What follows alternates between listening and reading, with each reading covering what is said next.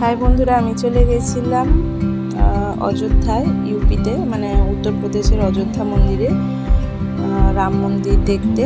এটা হচ্ছে রাম মন্দিরের সামনে দীপাবলির দিন আলপনা দেওয়া হচ্ছে, আলপনা দিচ্ছে কমিটির লোকেরা। ওইটার একটা ভিডিও তোমাদের জন্য দেখালাম। এটা সামনে, এটা পুরো অযোধ্যা মন্দিরের সামনে গেট। যাওয়ার জন্য এই দিক দিয়ে প্রবেশ করতে হবে, যেখানে সেখানে দেখো জলের কি সুন্দর ব্যবস্থাও করা আছে। আর এটা রাম মন্দিরের গেটের ভিতরে ঢুকে পড়লাম। আর ওই সামনে যে দেখছো ওই বিল্ডিংটা, এটা সব জুতো রাখার, ব্যাগ রাখার ব্যবস্থা আছে, ফোন রাখার, ফ্রিতে সব লকারের ব্যবস্থা আছে।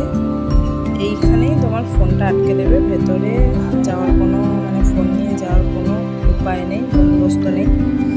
গেটের সামনে আমি ফটো তুলে ফেললাম। ফটো তোলার পরে চলে গেলাম ভেতরের দিকেই। দেখো রাত্রে কি সুন্দর সাজিয়েছে এই গেটটা, যেখানে জুতো রাখা হয়।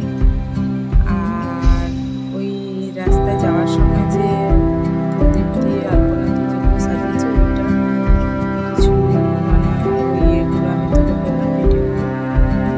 এখন যাচ্ছি অযোধ্যা মন্দিরের, তো ভিডিওটা করতে পারলাম না, ভেতরে গেট অবধি করলাম। তারপরে যাচ্ছি সরোজ নদীর দিকে, যেখানে 26 লক্ষ কত হাজার একটা প্রদীপ জ্বলবে।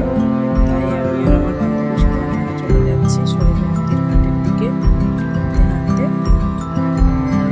এদিকে টোটো, অটো কোনো কিছু ব্যবস্থাই নেই, হেঁটে হেঁটে যেতে হচ্ছে। বাজি ফাটছে সরোজ নদীর ঘাটে, যোগীজি এসছে। তারপরে প্রদীপ সবাই জ্বালছে ঘাটে।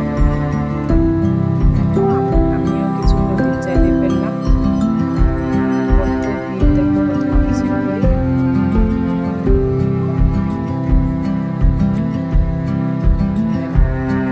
অর্ধেক প্রদীপ জ্বালতেই অনেকে পারেনি, এত প্রদীপ সব পড়ে আছে। তেল আর বাতি দিয়ে অনেক প্রদীপ জ্বলেই নি। যেগুলো জ্বলেনি আমি দেখছিলাম, একটু জ্বালানোর চেষ্টা করছিলাম, কিন্তু এত প্রদীপ জ্বালানো তো আর সম্ভব নয়। তাই কিছু প্রদীপ জ্বালিয়ে দিয়ে আমরা ভিডিও করে নিয়ে তারপরে চলে এলাম যেখানে অনুষ্ঠান হচ্ছে।